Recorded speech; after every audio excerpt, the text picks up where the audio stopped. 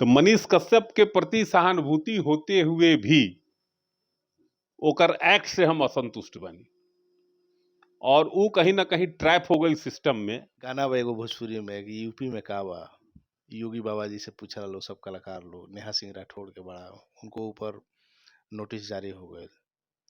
अभी बिहार के बातचीत कर जाओ, हमने के यूपी में ना जाए जाओ, बिहार में का बा।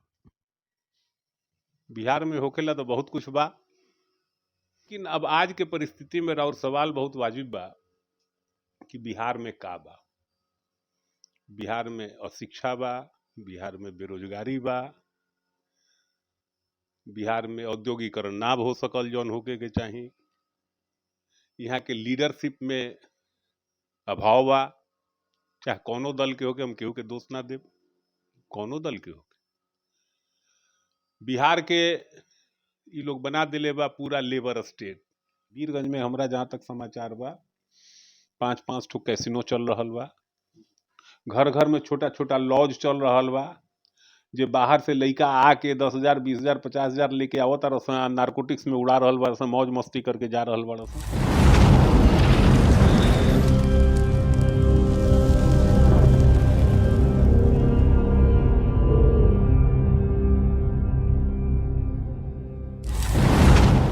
हमने के साथ में रक्सौल के चिर परिचित नाम बानी महेश अग्रवाल, सीमा जागरण मंच के बिहार संयोजक बानी, यहाँ समाज सेवी भी बानी।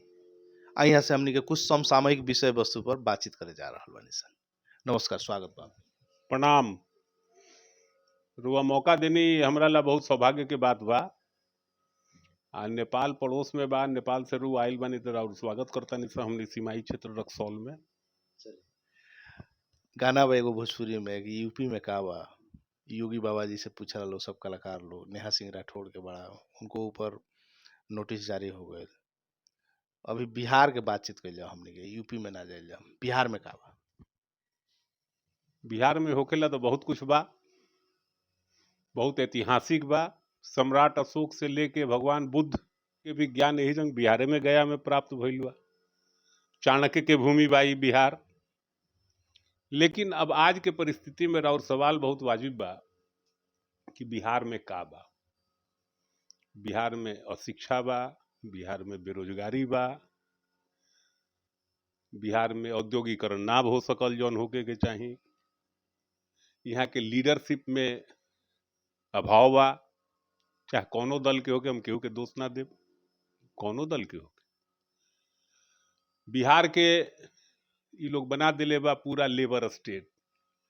बच्चा पैदा करी, ट्रेन में चढ़ाई या भेज दी, आ देश के अन्य स्थान पर जाके वो उद्योग चलाई, अपन तकदीर वही जंग संभारी। यहाँ तक ले आके यहाँ के राजनीतिक लोग छोड़ दिले बा बिहार के। बिहार में आज रोड बिजली जौन भी प्रगति भइल बा वो केंद्र सरकार के कारण भइल बा, ओमे कोनो बिहार सरकार के कोनो योगदान ओमे नइखे। अपने के बिहार के विकास से ही जुड़ल बा एगो चीज, बिहार के कहनी है कि लेबर स्टेट बना दिल लोग। तमिलनाडु में बहुत ज़्यादा लोग वहाँ काम करत रहने। अपने के बिहार मनीष कश्यप आ तमिलनाडु वाला प्रकरण के चलते भी चर्चा में बा। तमिलनाडु वाला प्रकरण अपने के नज़र से सही रहे कि गलत रहे, कि अफवाह बिहारी लोग के काटल जाता, मारल जाता, सही रहे कि गलत? देखिए, जहाँ पर लोग जाई रही वहाँ के स्थानीय लोग के साथ कभी विवाद भी हो सकता है। हमनी अपना घर में बानी सत पड़ोस में विवाद ना हो लगा, अब ओकरा तूल दे देहल, ओकरा एकदम का कहल जाए, ओकरा कि क्षेत्रवाद में ओकरा परिणत कर देहल, ये राजनीति से प्रेरित बात भाई। आज तमिलनाडु में अगर बिहार के सपोज करी कि 100 आदमी कोनो एक मोहल्ला में रहता तो वहाँ के स्थानीय लोग से विवाद हो सकता है। हमें तमिलनाडु और बिहार के बातें नहीं की। पूरा देश भारत बा और भारत में कहीं के भी प्रदेश के आदमी पूरा भारतवर्ष में जाएला उ स्वच्छंद बा, कहीं भी काम कर सकता, कहीं भी रोजगार कमा सकता। अब ओकरा क्षेत्रवाद में कन्वर्ट कर देहल और ओकर सिगुफा बना देहल, ई बात गलत बा। मनीष कश्यप के अपने अच्छाई देखा तानी कि बुराई देखा तानी FIR कांड में?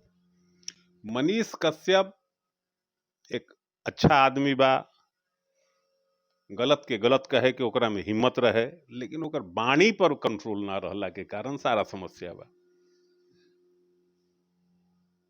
विरोध करे के एक अलग अलग तरीका बा। विरोध भी सम्मानजनक ढंग से विरोध कइल जा सकत। और रुआ पत्रकार बानी, तो पत्रकार बानी तो रुआ मुंह से गाली केहू के भी अच्छा ना लगी। तो मनीष कश्यप के प्रति सहानुभूति होते हुए भी ओकर एक्ट से हम असंतुष्ट बानी, और वो कहीं ना कहीं ट्रैप हो गई सिस्टम में। मनीष कश्यप बहुत महत्वाकांक्षी हो गई समय से पूर्व, ओकरे उनका सजा मिल रहा बा। अपने के लाग रहल बा कि बाहर निकलियन?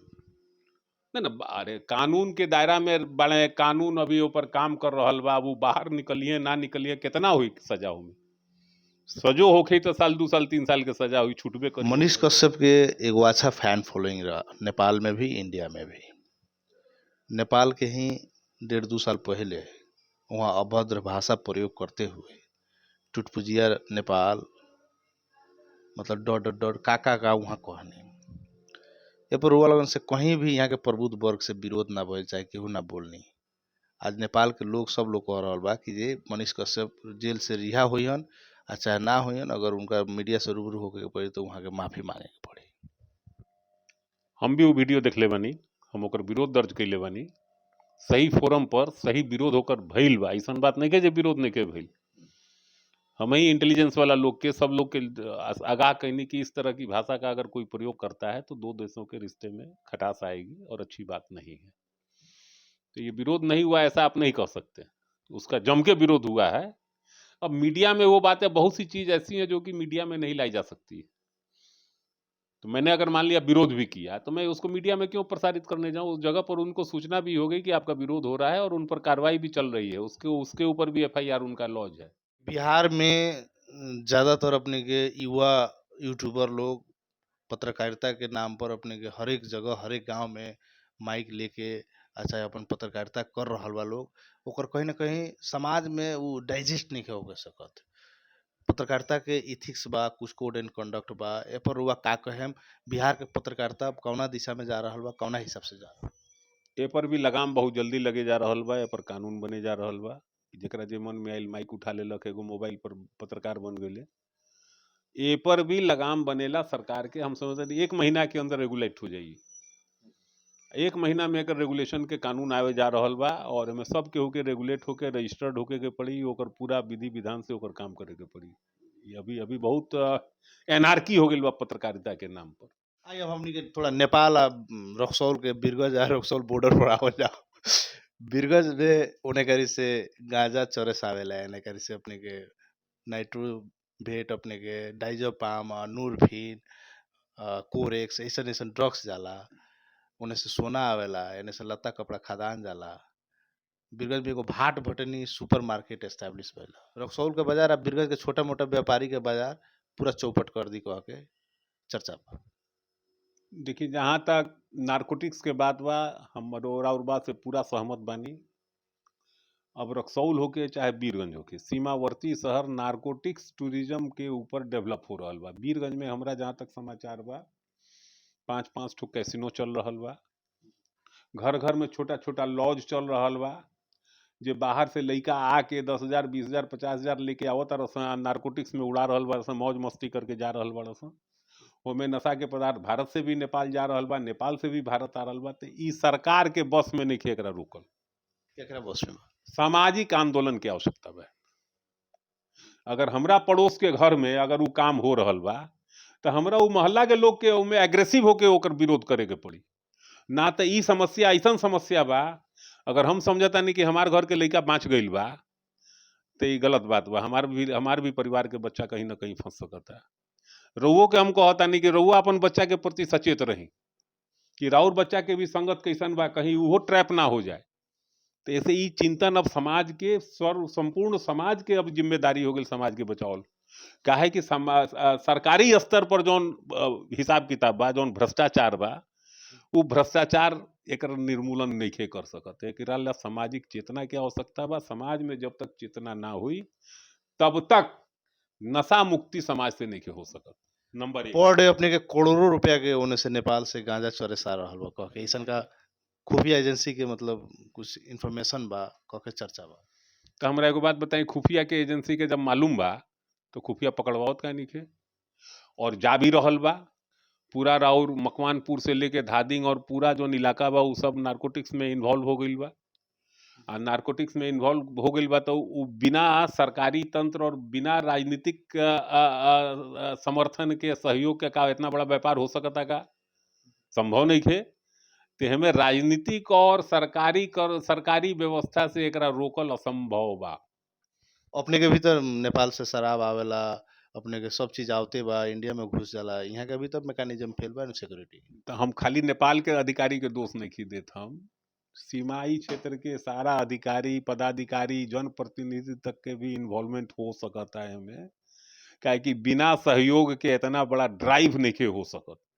उसमें सबकी सहभागिता है, उसमें सत्ता की भी सहभागिता है, सत्ता चलाने वालों की भी सहभागिता है, उसके बगैर इतना काम नहीं हो सकता।